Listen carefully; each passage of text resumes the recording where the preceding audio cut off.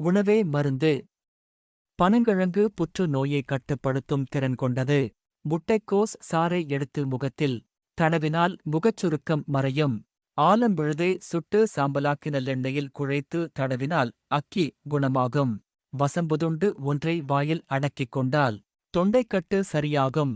வெள்ளைப் பூண்டை வெற்றிலை சேர்த்து மைய அரைத்து உடம்பில் தேய்த்து குளித்தால் தேமல், பிற தோல் நோய்களும் வராது. கடுமையான இருமல் இருந்தால் 2 ஸ்பூன் நல்லெண்ணெய் குடியுங்கள். இருமல் சரியாகிவிடும்.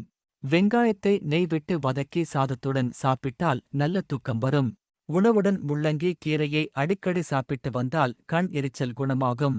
கருப்பு எள்ளை வறுத்து வெல்லம் கலந்து குழந்தைகளுக்கு தந்தால் உடல் எடை கூடும்.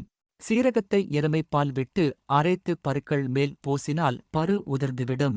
ரோஜா பூவை கஷாயம் வைத்து வாய் கொப்பளித்தால் வாய்ப்புண் ஆறும்.